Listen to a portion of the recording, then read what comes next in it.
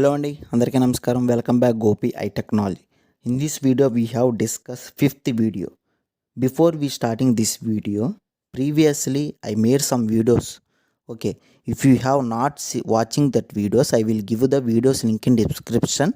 Please go and watch it and please me support me. Okay, ఈ వీడియోని start చేసే ముందు ఈ వీడియో యొక్క ఫిఫ్త్ వీడియో యొక్క అజెండాని చూసేద్దాం. సో అజెండా వచ్చేసప్పటికి what is SQL, history of SQL.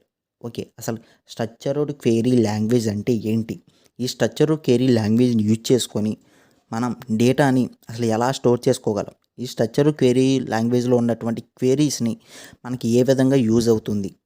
ఓకేనా, అండ్ అలాగే ఈ స్ట్రక్చర్డ్ క్వెరీ లాంగ్వేజ్ని ఎవరు డెవలప్ చేశారు, ఫస్ట్ స్ట్రక్చర్డ్ క్వెరీ లాంగ్వేజ్ని ఏ నేమ్తో కాల్ చేసేవాళ్ళు అన్నది పూర్తి ఇన్ఫర్మేషన్ అనేది ఈ వీడియోలో చెప్పడం జరుగుతుంది. ఓకేనా, ఈ వీడియోని మీరు ఎక్కడ స్కిప్ చేయకుండా చూస్తారని అనుకుంటున్నాను. సో లేట్ చేయకుండా స్ట్రక్చర్డ్ క్వెరీ లాంగ్వేజ్ ఒక వీడియోని స్టార్ట్ చేసేద్దాం. ఓకే, సో ముందుగా what is SQL. SQL is stands for structured query language.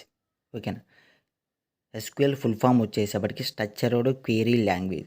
ఈ స్ట్రక్చర్డ్ క్వెరీ లాంగ్వేజ్ అనేది ప్రీవియస్ వీడియోలో మనం చెప్పినట్టుగా ప్రోగ్రామింగ్ పారాడిగంలో వన్ ఆఫ్ ది ప్రోగ్రామింగ్ యొక్క డిక్లరేటివ్ ప్రోగ్రామింగ్ లాంగ్వేజ్లో వన్ ఆఫ్ ది లాంగ్వేజ్. ఓకేనా, ఈ ఎస్క్యూఎల్ స్ట్రక్చర్డ్ క్వెరీ లాంగ్వేజ్ని యూజ్ చేసుకొని మనం డేటా అనేది రిలేషనల్ డేటాబేస్ మేనేజ్మెంట్ సిస్టంలో స్టోర్ చేసుకోగలం. ఓకేనా, ఈ స్ట్రక్చర్డ్ క్వెరీ లాంగ్వేజ్ అనేది కంప్యూటర్ లాంగ్వేజ్, ఈజీగా కంప్యూటర్కి అర్థమయ్యే రీతిలో ఉంటుంది.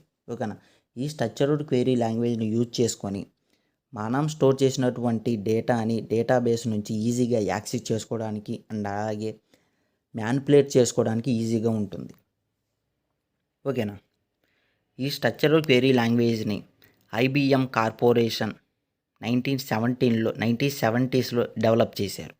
ఓకేనా, ఈ స్ట్రక్చర్డ్ క్వెరీ లాంగ్వేజ్ని వన్ ఆఫ్ ది స్టాండర్డ్ లాంగ్వేజ్గా American National Standard Institute in the year of 1986 and అలాగే International Organization for Standardization in the year of 1987లో ఈ ఎస్క్యూఎల్ స్ట్రక్చర్డ్ క్వెరీ లాంగ్వేజ్ని మన డేటాని డేటాబేస్లో స్టోర్ చేసుకోవడానికి ఇది ఒక ప్రైమరీ లాంగ్వేజ్గా డిక్లేర్ చేశారు.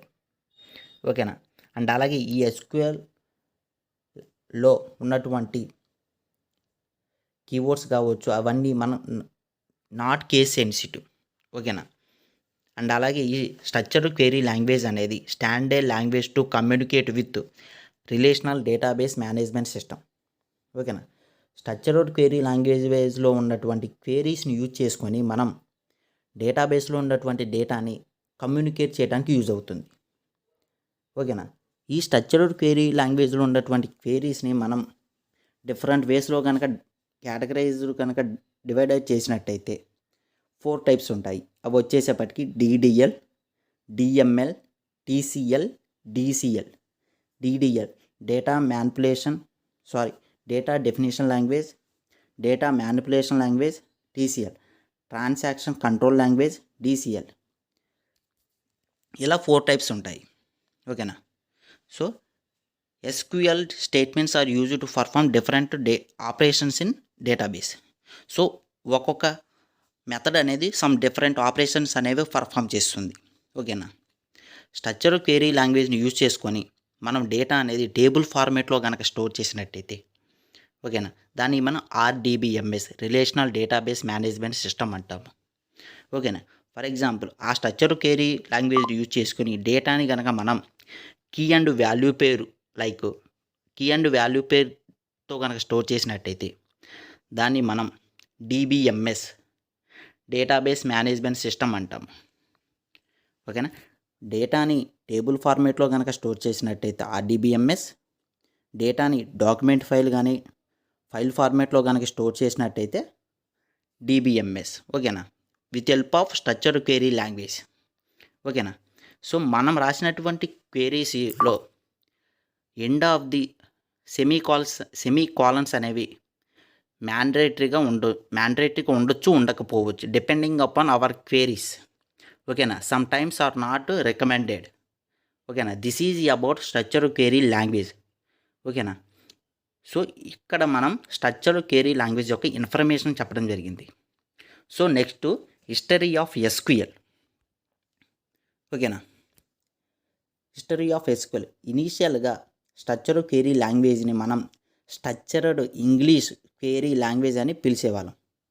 దాన్నే మనం SEQUEL అనే నేమ్తో ఇండికేట్ చేసేవాళ్ళం.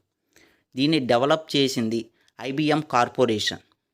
ఓకేనా, దీన్ని డెవలప్ చేయడానికి ఆఫ్ కోడ్ ఇంట్రడ్యూస్ చేసినట్టు కోడ్ మోడల్స్ని బేస్ చేసుకొని ఇంట్రడ్యూస్ చేశారు. ఓకేనా, లేటర్లీ ఇట్ బికమ్స్ 1979లో స్ట్రక్చర్డ్ ఇంగ్లీష్ క్వెరీ లాంగ్వేజ్ అనేది స్ట్రక్చర్డ్ క్వెరీ లాంగ్వేజ్గా చేంజ్ చేయడం జరిగింది. ఓకేనా, ఈ స్ట్రక్చర్డ్ క్వెరీ లాంగ్వేజ్ అనేది IBM కార్పొరేషన్ 1970స్లో స్టార్ట్ చేశారు.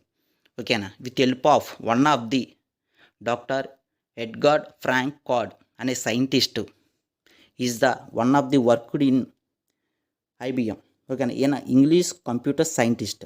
ఓకేనా, ఈయన IBMలో వర్క్ చేస్తూ ఉండగా ఆఫ్ కోడ్ రూల్స్ అనేవి డెవలప్ చేశారు. ఓకేనా, he is the father of relational model.